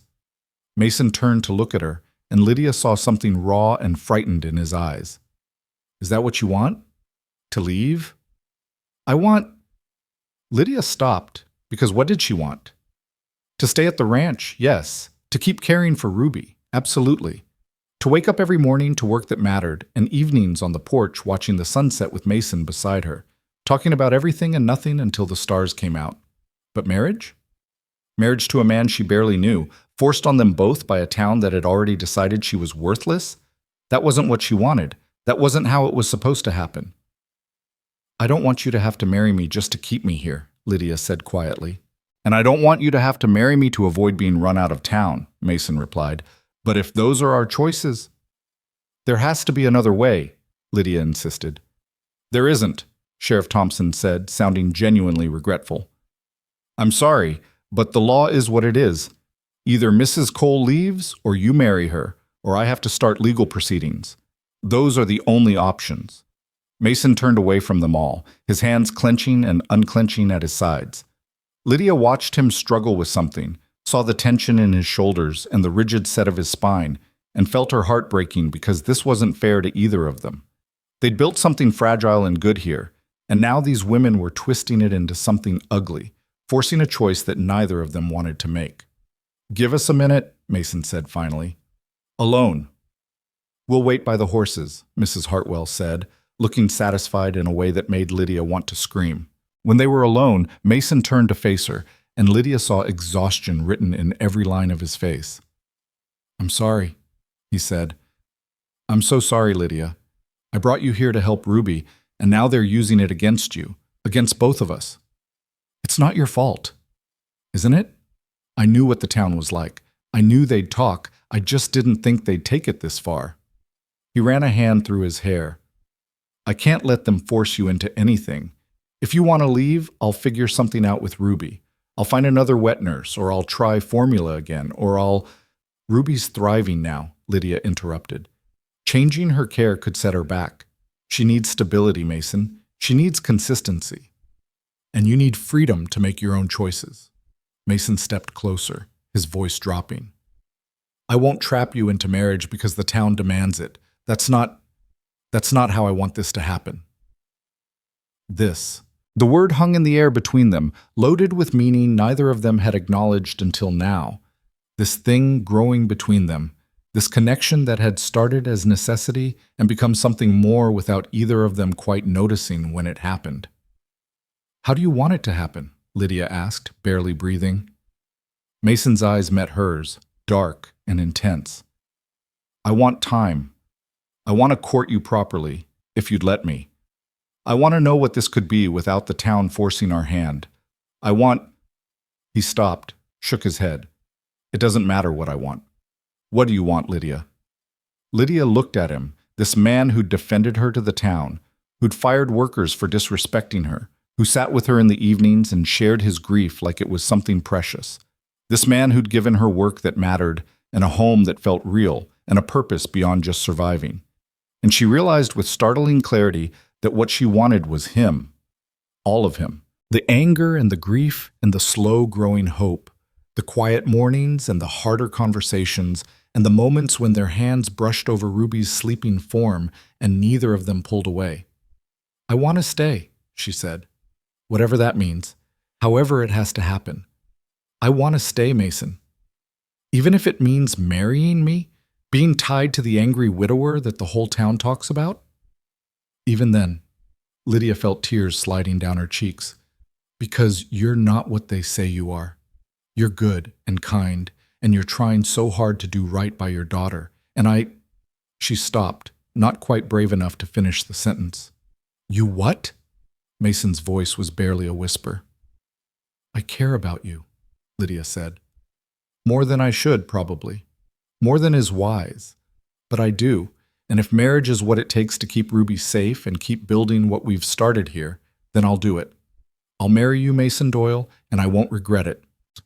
Mason closed his eyes, and when he opened them again, they were bright with unshed tears. I care about you too, he said, and I swear to you, Lydia, if we do this, I'll spend every day trying to be worthy of the choice you're making. I'll be a good husband to you. I'll protect you and respect you, and whatever else he was going to say was cut off by Ruby's cry from the house. They'd left her sleeping in her basket by the kitchen window, and now her wail of hunger cut through the moment like a knife. I need to feed her, Lydia said. I know. Mason caught her hand before she could turn away. But first tell me you're sure, really sure. Because once we tell them yes, there's no going back. Lydia looked down at their joined hands, his rough and work-scarred, hers stained with garden dirt and chicken feed. Working hands, honest hands, hands that had built something worth protecting. I'm sure, she said. They walked back to where the others waited together, still holding hands, and Lydia felt something shift in her chest. Not quite hope yet, but maybe the foundation for it. Because whatever happened next, they'd face it together. They'd made that choice freely and clearly, and no one could take that away from them.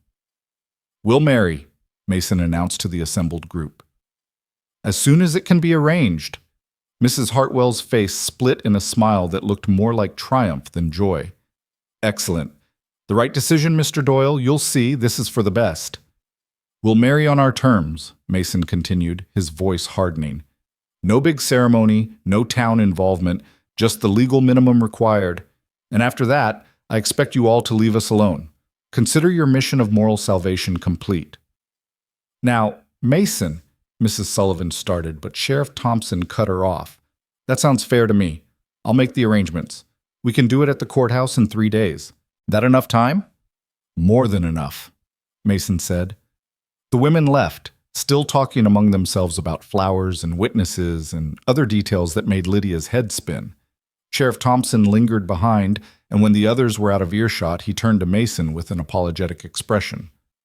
For what it's worth, I think this is all nonsense, he said quietly.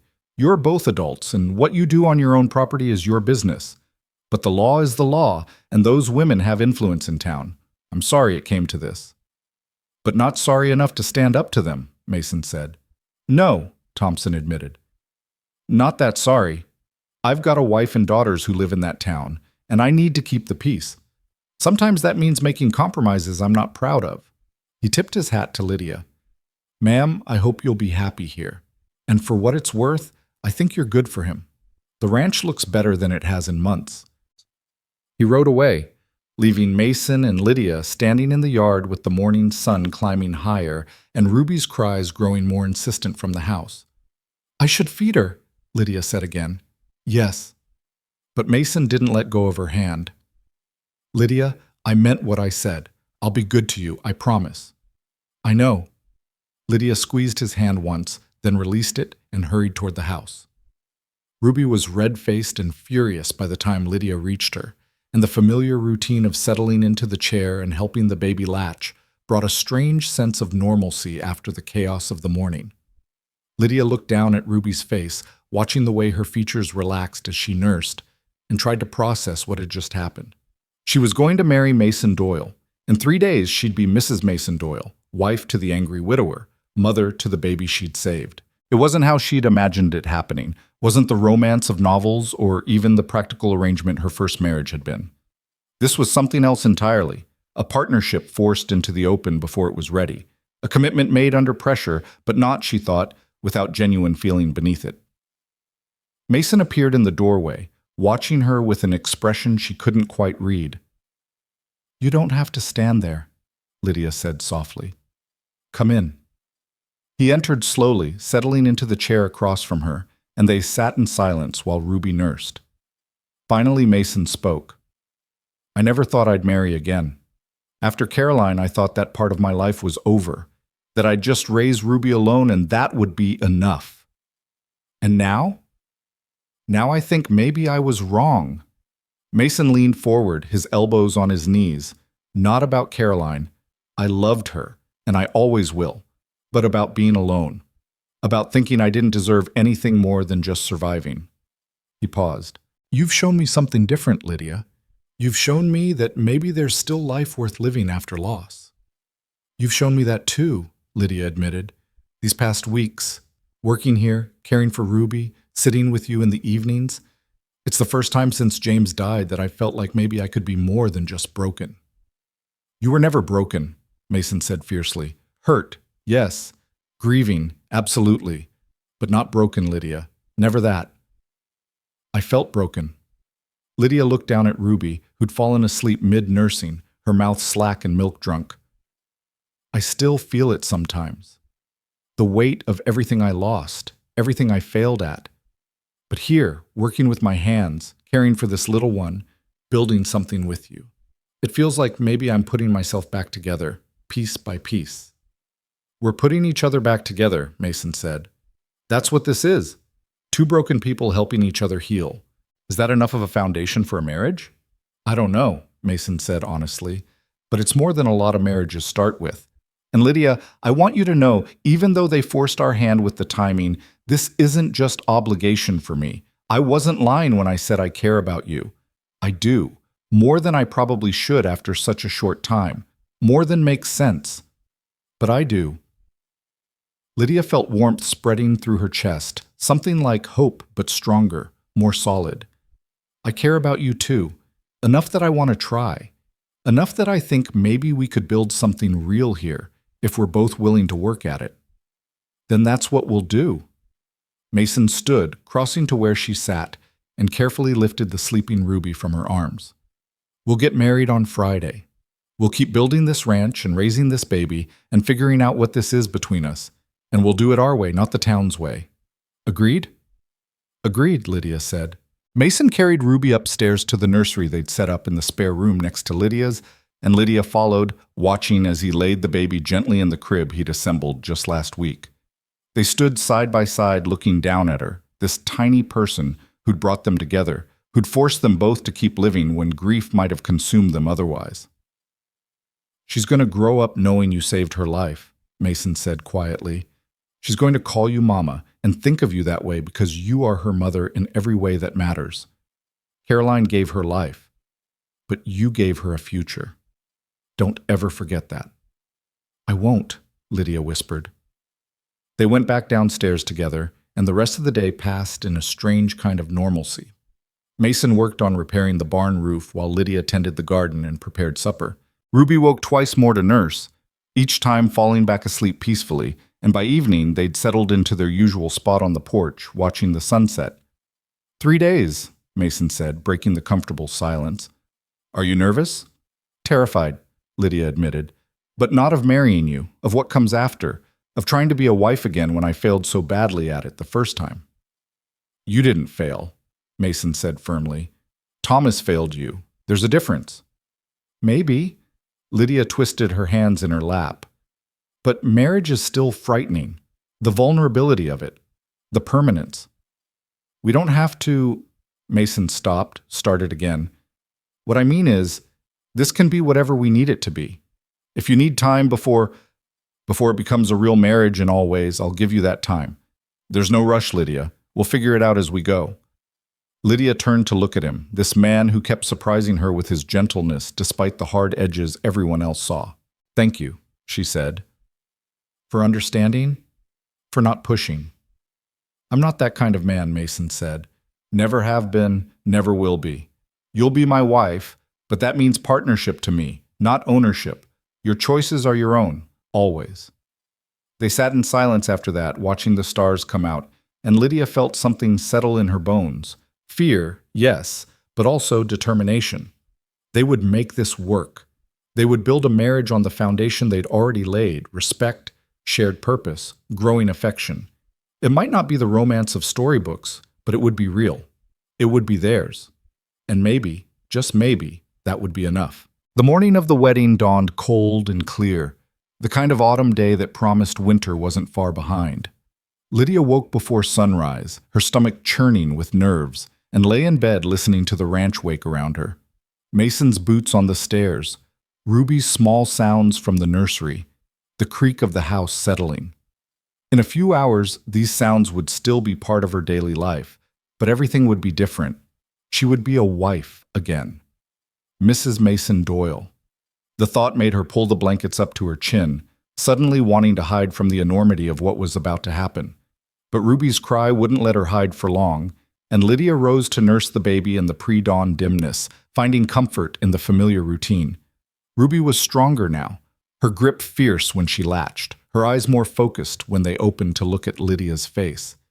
In another few weeks, she'd be ready to start solid foods, and the nursing would gradually become less necessary. But for now, this moment of quiet connection was still theirs, and Lydia held on to it like an anchor.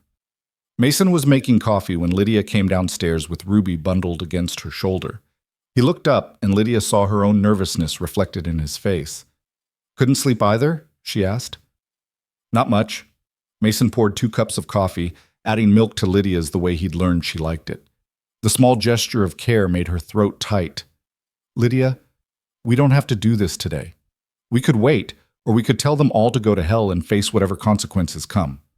"And lose Ruby?" Lydia settled into a chair, adjusting the baby on her lap. "No, we're doing this. I'm just nervous." "Me too." Mason sat across from her, cupping his hands around his coffee mug. "I keep thinking about Caroline, about how she'd feel about all this, about me marrying someone else, especially like this." "What do you think she'd say?" Mason was quiet for a long moment. "I think she'd tell me to stop being a fool and be happy. She wasn't the jealous type. She'd want Ruby to have a mother and me to have a partner. She'd probably like you, actually. You're both stubborn as hell and won't take nonsense from anyone." "I'll take that as a compliment." "It is one." Mason's smile was small but genuine. "Caroline would approve, I think. Of you. Of this. Even if the circumstances are less than ideal." They finished their coffee in comfortable silence, and then Mason went to harness the wagon while Lydia dressed Ruby in the small white gown that had been Caroline's contribution from beyond the grave. A baptism gown stored carefully in tissue paper, waiting for this day. Even though Caroline herself would never see it. Lydia's own dress was nothing special, just her best brown calico, let out at the seams and pressed carefully the night before. She'd braided her hair and pinned it up, and when she looked in the mirror, she saw a woman who was still too heavy, still too plain, but who looked less haunted than the woman who'd stood in the market square 6 weeks ago. The work at the ranch had put color in her cheeks and strength in her arms. The care she'd received, Mason's respect, Ruby's need, the simple dignity of useful work, had begun to heal wounds she'd thought were permanent. The ride into town was quiet, Ruby sleeping between them in her basket, the wagon wheels crunching on the frost-hardened road. Mason kept his eyes forward, but once, his hand moved to cover Lydia's where it rested on the seat between them, and she laced their fingers together, holding on like it was the most natural thing in the world. Sheriff Thompson was waiting on the courthouse steps when they arrived, along with old Martha, who'd appeared from nowhere with a small bunch of late-season wildflowers clutched in her gnarled hand. "Figured you'd need witnesses," Martha said, pressing the flowers into Lydia's free hand, "and someone who actually gives a damn about you both instead of just wanting to see a scandal resolved." "Thank you," Lydia whispered, throat tight. "Don't thank me yet." Martha's voice dropped low. "There's trouble brewing. Mrs. Hartwell and her crew are inside, along with half the town. Word got out about the wedding, and they've all come to watch." Mason's face darkened. "I specifically said we wanted this private." "Since when does that woman listen to anything that doesn't serve her purposes?" Martha shook her head. "They're calling it a community event, a chance to welcome Mrs. Cole into respectable society. It's all horse shit, of course. They just want to gawk." "Let them gawk," Lydia said, surprising herself with the steadiness in her voice. "We're doing this for Ruby and for us, not for them." They climbed the steps together, and when they entered the courthouse, Lydia felt every eye in the room turn toward them. Mrs. Hartwell sat in the front row, flanked by Mrs. Sullivan and Mrs. Green. Behind them, townspeople filled the benches, shopkeepers and farmers, housewives and children. Some faces were merely curious, but others held judgment, speculation, the hunger for gossip that Lydia knew too well. The judge stood at the front, an older man named Harrison who'd presided over Redemption Falls for 30 years. He looked tired and vaguely annoyed, as if this whole affair was beneath his dignity. "Mr. Doyle, Mrs. Cole, are you both here of your own free will?" "Yes," Mason said firmly. "Yes," Lydia echoed, though her voice wavered slightly. "And you understand the commitment you're making, the legal and spiritual bonds of marriage?" "We do," they said together. Judge Harrison looked at them over his spectacles, his expression softening slightly. "Then let's proceed. Do you have the license?" Mason produced it from his pocket, and as the judge examined it, Lydia felt the weight of the moment settling over her. This was real. This was happening. In a few minutes, she would be married to Mason Doyle, and whatever came after would be theirs to figure out together. The ceremony itself was brief and perfunctory, the judge reading through the legal requirements with the enthusiasm of a man reciting a grocery list. Mason's responses were clear and strong. Lydia's were quieter, but no less certain. And when the judge asked for the rings, Martha stepped forward with 2 simple gold bands she'd brought from her own jewelry box. "Borrowed," she whispered to Lydia. "For luck." Mason slid the ring onto Lydia's finger and his hand was shaking. Lydia did the same for him, and when their eyes met, she saw fear and hope in equal measure reflected back at her. "By the power vested in me by the territory of Colorado," Judge Harrison intoned, "I now pronounce you husband and wife. Mr. Doyle, you may kiss your bride." Mason hesitated, his eyes searching Lydia's face for permission, and she gave the smallest nod. His kiss was gentle, barely a brush of lips, but it felt like a promise, like the beginning of something neither of them fully understood yet, but were willing to explore together. The courthouse erupted in polite applause, and Lydia turned to face the crowd as Mrs. Mason Doyle. She expected to feel triumph or relief or something definite, but instead she felt only a strange numbness, as if she were watching this happen to someone else. Mrs. Hartwell approached them on the courthouse steps, her smile fixed and false. "Well, that's settled then. Welcome to respectable society, Mrs. Doyle. I trust we'll see you both at church on Sunday." "We'll see," Mason said, his arm going protectively around Lydia's shoulders. "You'll see." Mrs. Sullivan's voice was sharp. "Mason, you've just married this woman to satisfy the town's concerns about propriety.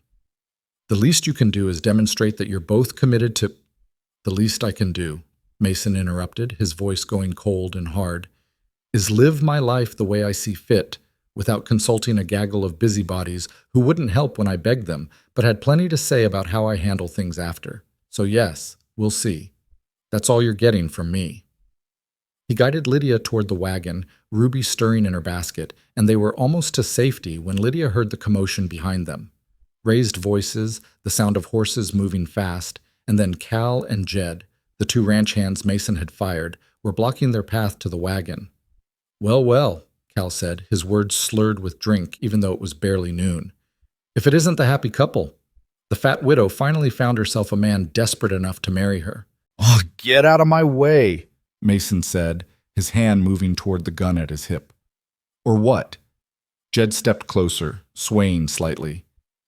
"You'll shoot us in front of all these good people? That'll look great for your new wife's reputation."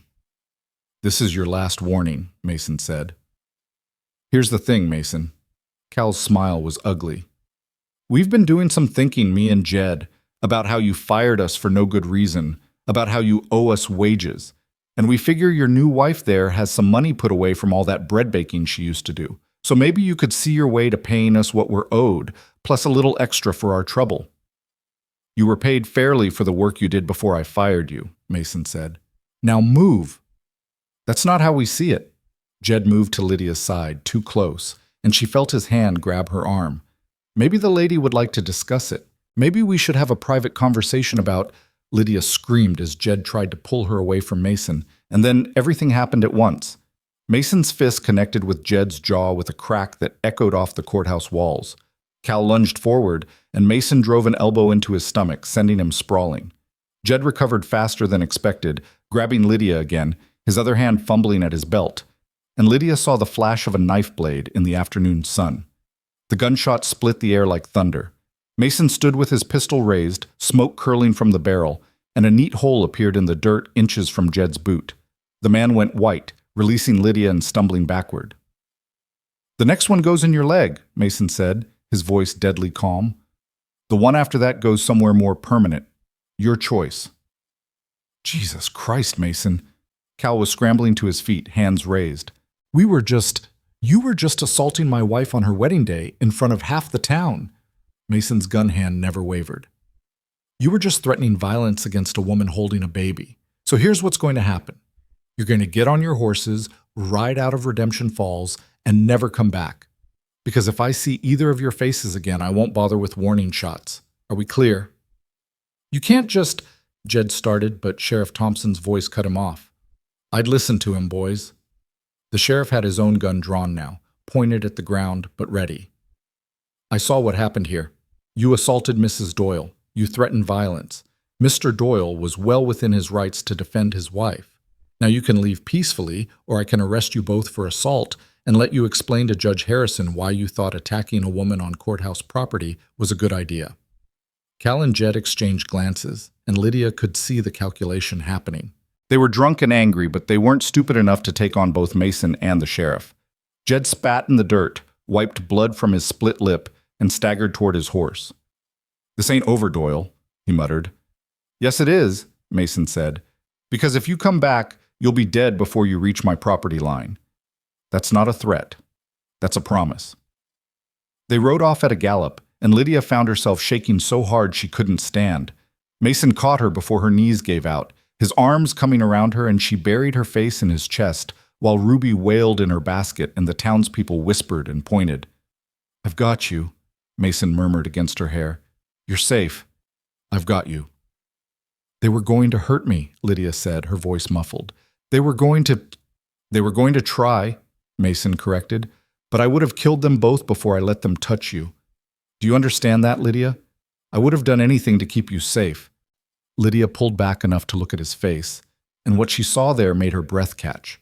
Not just protection, though that was present. Not just duty to his new wife, though that was there too. But something deeper, fiercer, more personal. Something that looked like the beginnings of love, raw and unpolished but real. Take her home, Sheriff Thompson said quietly, appearing at Mason's elbow. I'll handle the paperwork on this, and I'll make sure those two don't come back. They've got warrants in other counties. I can make life difficult for them if they try to return to these parts. Thank you, Mason said. Martha pressed a basket into Lydia's hands, food for the journey, supplies for the house, and squeezed her shoulder hard. You did good, girl, standing up there, facing them all down. You're stronger than you know. The ride back to the ranch was silent except for Ruby's fussing and the creak of the wagon. Lydia held the baby while Mason drove, his jaw set and his hands white-knuckled on the reins. When they finally pulled up to the house, the sun was starting its descent toward the mountains, painting everything in shades of amber and gold. Mason helped Lydia down from the wagon, and they stood in the yard for a moment, neither quite sure what to do now that they were home. Married. The word felt strange in Lydia's mind, like a dress that didn't quite fit but might with some alterations. I should feed Ruby, Lydia said finally. I should tend the animals. They separated to their tasks, and Lydia settled into the rocking chair in the parlor, nursing Ruby while her mind spun with everything that had happened. She was Mrs. Mason Doyle now. This house was her home, not just a temporary refuge. Ruby was her daughter in the eyes of the law and the town, and Mason was her husband, for better or worse, until death parted them. The thought should have terrified her, but instead, as Ruby nursed and the house settled into evening quiet around her, Lydia felt something unexpected. Peace. Not complete, not perfect, but real. She was safe here. She was valued here. She was home. Mason found her after Ruby had fallen asleep, standing in the doorway watching her with an expression she couldn't quite read. We should talk, he said. Yes. Lydia set Ruby carefully in her basket and stood. We should. They moved to the kitchen, and Mason busied himself making tea while Lydia sat at the table, her hands folded in her lap. When he finally joined her, setting a cup in front of her with that same careful attention to how she liked it, Lydia felt tears prick her eyes. Today was, Mason started, then stopped. That's not how I wanted your wedding day to go. I wanted it to be better, special. Not that disaster at the courthouse with half the town watching and those bastards attacking you. It wasn't what I expected either, Lydia admitted. But Mason, the important part, us standing up there making those promises, that was real, that mattered. The rest was just noise. Dangerous noise. Mason's hands clenched around his cup. When I saw Jed grab you, when I saw that knife, He stopped, swallowed hard. I realized something in that moment. Something I've been trying not to think about for weeks now. What? Lydia's voice was barely a whisper. That I love you, Mason looked up, meeting her eyes directly. Not because you saved Ruby, though that's part of it. Not because you're a good worker or because marrying you solved a problem. I love you because of who you are, stubborn and kind and stronger than anyone gives you credit for. I love the way you talk to the chickens like they're your confidants, and the way you hum while you work in the garden. I love how you hold Ruby like she's the most precious thing in the world, because to you, she is. I love... He stopped, shaking his head. I'm not good with words, but I love you, Lydia, and I need you to know that before anything else happens between us. Lydia felt tears spilling down her cheeks, and she didn't bother to wipe them away. I love you too, she said, the words coming easier than she'd expected. I think I started falling for you the first night at the ranch, when you thanked me for cleaning the kitchen like it was some great gift instead of just basic work. You've been so careful with me, Mason, so respectful. You've given me space to heal and work that matters, and a place where I feel valued for the first time in so long. She paused, gathering courage. I was terrified of marriage because of Thomas, because he took something that should have been a partnership and made it a prison. But with you, I'm not afraid anymore. With you, I think marriage could be what it's supposed to be. Mason stood slowly, moving around the table, and pulled Lydia to her feet. His hands framed her face, his thumbs wiping away her tears, and when he kissed her this time, it wasn't the brief public kiss from the courthouse. It was deep and slow and full of promise, and Lydia felt something inside her unlocking, opening, letting in light she'd thought was gone forever. We'll take this slow, Mason murmured against her lips. As slow as you need. There's no rush, Lydia. We have the rest of our lives to figure this out. I know, Lydia said. But Mason, I don't want to wait forever. I don't want to be afraid anymore. I want this to be a real marriage, eventually, when we're both ready. Eventually, Mason agreed and kissed her again. They spent the evening as they had so many others, sitting on the porch watching the stars come out, but now with the simple gold band on Lydia's finger, catching the lamplight, and Mason's arm around her shoulders, feeling like the most natural thing in the world. Ruby slept in her basket between them, and they talked about plans for the ranch, about the spring planting, about all the mundane details of a shared life that felt precious now that they'd committed to building one together. The days after the wedding fell into a rhythm that was both familiar and new. Lydia still nursed Ruby, still tended the chickens and worked in the garden, still cooked meals and kept the house. But now there were small changes. Mason's shirt hanging next to hers in the bedroom they'd begun to tentatively share, his hand finding hers across the dinner table, the way he called her wife, with growing ease and affection. The town left them alone, mostly.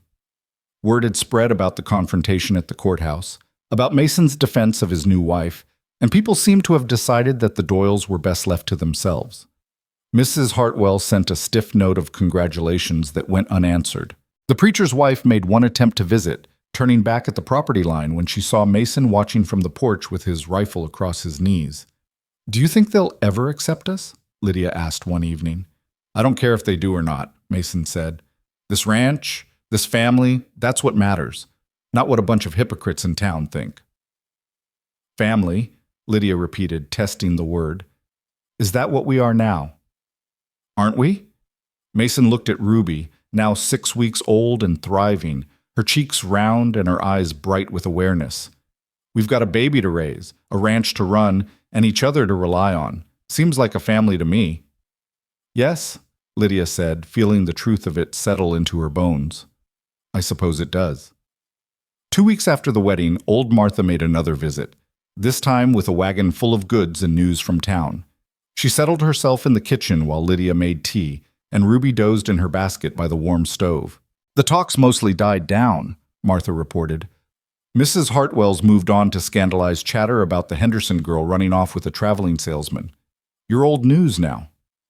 Thank God for small mercies, Lydia said. But I came to tell you something else. Martha's expression turned serious. Those 2 ranch hands, Cal and Jed, Sheriff Thompson got word they tried to make trouble in Silverton, claimed Mason Doyle owed them money and had stolen their rightful wages. The sheriff there sent word back asking if it was true. Lydia's stomach dropped. And And Sheriff Thompson told them exactly what happened, how those men assaulted you at your wedding, how Mason defended you, how they were fired for disrespecting you in the first place. The Silverton sheriff ran them out of town with a warning that they're not welcome in any of the mining camps. Martha smiled grimly. You won't be hearing from them again. Good, Mason said from the doorway where he'd been listening. They made their choice when they put hands on my wife. Speaking of choices, Martha said, turning her sharp gaze on them both. You two look happy, really happy. I'm glad to see it. We are, Lydia said, surprised by how true it was. It's not perfect, and we're still figuring things out, but yes, we're happy. That's all anyone can ask for, Martha said. Two people who care about each other, working together to build something good. That's what marriage should be. After Martha left, Lydia found Mason in the barn, repairing a bridle by lamplight.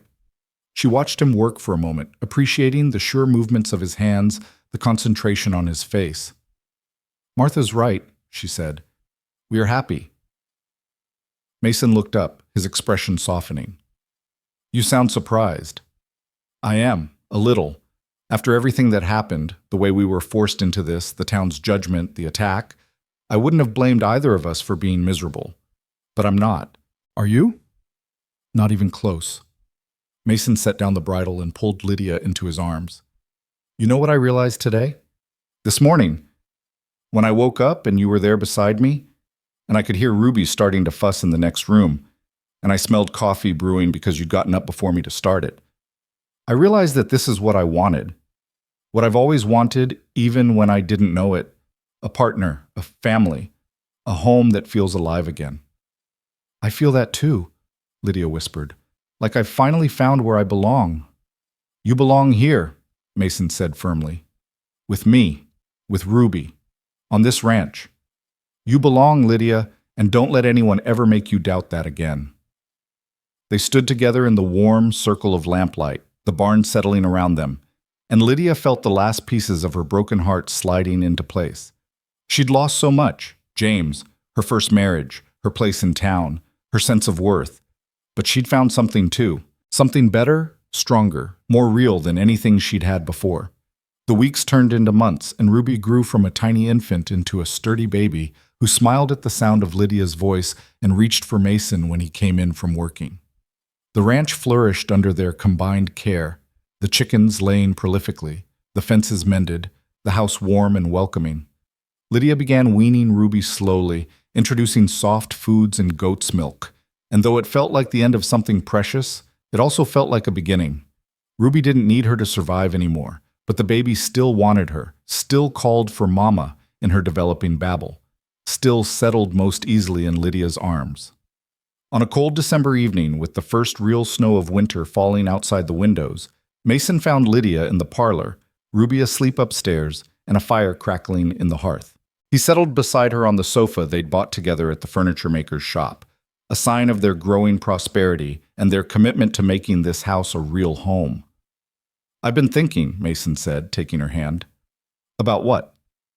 About how 6 months ago I was the angriest, most broken man in Redemption Falls. I'd lost my wife, my daughter was dying, and I had nothing to live for except maybe revenge on a world that seemed determined to take everything from me. He paused. And then you saved Ruby, and you stayed. And somehow, without either of us quite planning it, you saved me too. You saved me just as much, Lydia said. You gave me work that mattered and a place where I wasn't invisible. You defended me when everyone else just wanted me gone. You loved me when I couldn't love myself. We saved each other then. Mason lifted her hand to his lips, kissing her knuckles. And I want you to know, Lydia, I don't regret a single moment of this. Not the forced wedding, not the town's judgment, not any of it. Because it brought us here, to this moment, and I wouldn't trade that for anything. Neither would I, Lydia said. Later that night, lying in their shared bed with Mason's arm around her and the sound of Ruby's even breathing from the nursery floating through the door they left open, Lydia thought about the woman she'd been 6 months ago. The broken widow selling bread in the market, invisible and grieving, convinced she had nothing left to offer the world. That woman felt like a stranger now, someone Lydia had been but would never be again. She was Mrs. Mason Doyle now, wife, mother, rancher. She was the woman who'd saved a dying baby and found her own life in the process. She was the woman who'd faced down a town's judgment and come through stronger. She was loved and valued and necessary, not despite her size or her past, but simply because of who she was. The town might still whisper sometimes when she drove into Redemption Falls for supplies. Mrs. Hartwell might still purse her lips in disapproval, but none of it touched her anymore. She had a home where she belonged, a daughter who needed her, and a husband who loved her exactly as she was. She had chickens to tend and a garden to plant and a future to build, day by day, with her own two hands. On Christmas morning, with snow falling soft outside and Ruby laughing at the simple wooden toys Mason had carved, Lydia stood at the kitchen window watching her husband and daughter play on the floor. Mason looked up, catching her eye, and smiled. The real smile he saved just for her, the one that transformed his whole face from harsh to handsome. "Come here," he said, holding out his hand. Lydia crossed to them, settling on the floor, and Mason pulled her into the circle of his arms while Ruby crawled onto her lap, babbling happily. They sat there together, the three of them, and Lydia felt such fierce joy it almost frightened her. "What are you thinking?" Mason asked softly. "That I'm happy," Lydia said simply. "That this is exactly where I want to be. That we built something good here, against all odds." "We did," Mason agreed, "and we're going to keep building it. For Ruby, for us, for all the years ahead." "All the years ahead," Lydia repeated, and kissed him while Ruby giggled between them, and outside the snow kept falling, blanketing the ranch in white, making everything clean and new and full of promise.